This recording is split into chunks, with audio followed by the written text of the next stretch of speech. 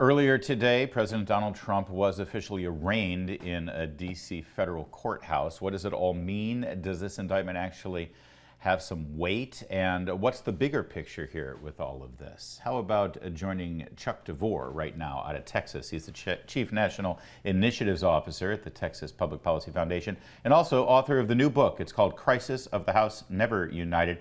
It's a piece of historical fiction, supposing what would have happened should the Constitution not been ratified by our founders. I love the idea of that. I want to read that. Chuck DeVore, thanks for joining us. Great to be with you again. So I saw a column you recently wrote. We were told when Donald Trump was president that the rest of the world was laughing at us and we had to get the grown-ups back in charge. Joe Biden was going to bring seriousness and our allies and our adversaries around the world would respect us again.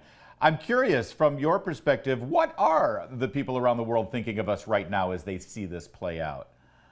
Well, they see amateur hour, they see weakness being projected and confusion. Of course, the big tell was the chaotic and bloody fiasco in Afghanistan as we left that nation with our tail between our legs and lost 13 great patriots in uniform.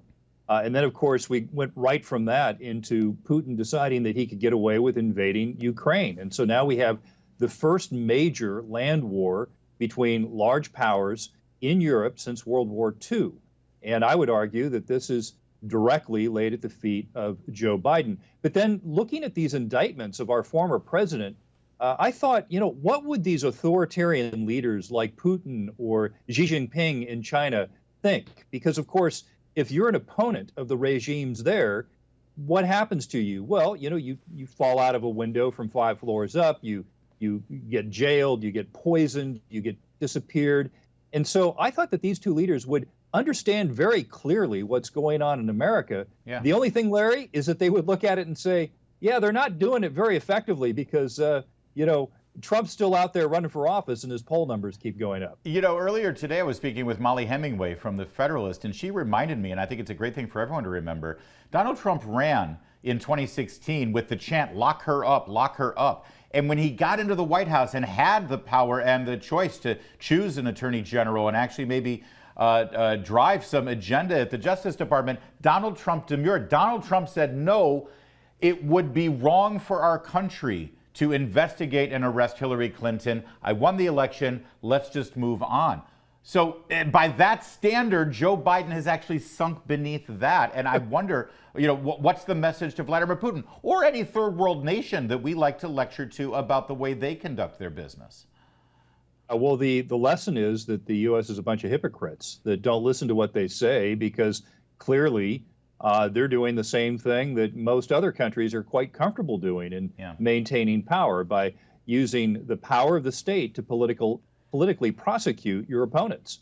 And the other thing that I think is really disturbing about this is the criminalization of essentially thought crime or free speech. I mean, really, is our memory that short that we forget that Democrats doubted and spoke against the results of the elections in 2016 and 2000 and 2004. I mean, within the lifetimes of most Americans. Yeah. Thank you, Chuck. To prove the indictment today that Mr. Trump was officially arraigned for, the federal government has to prove to a jury that Donald Trump believed a certain thing, that he believed in his heart that, yes, I know I lost the election, but I'm going to deceive everyone and put this fraudulent case out there.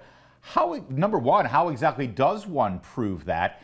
And secondly, as you just stated, this is the criminalization of thinking the wrong thing or believing the wrong thing, according to the federal government. Boy, that's a hell of a Pandora's box to open.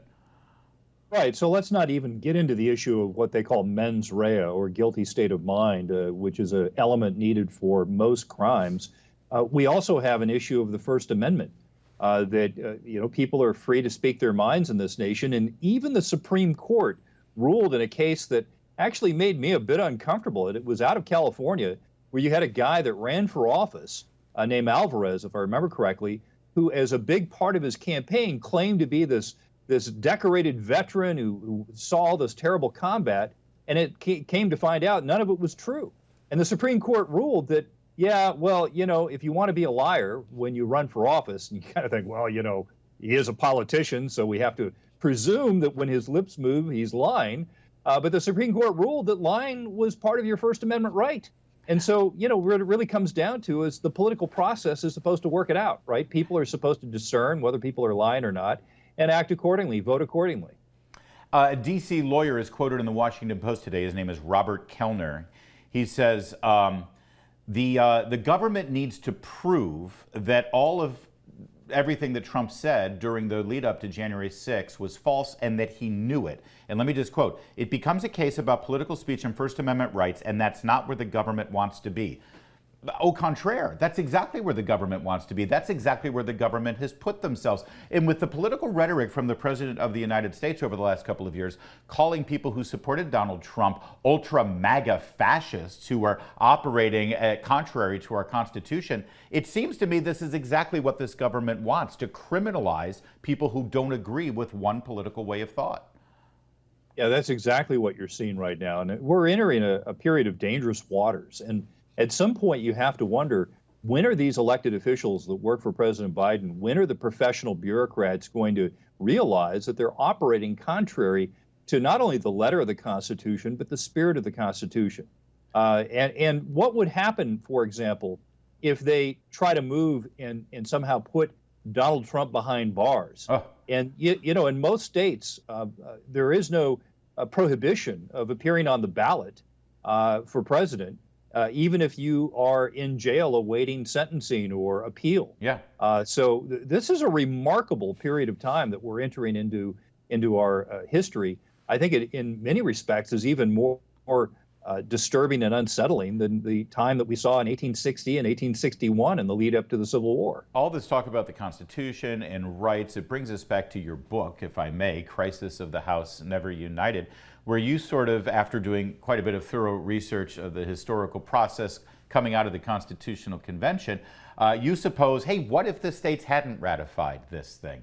Talk to me about that, because I think it's a very interesting thought process.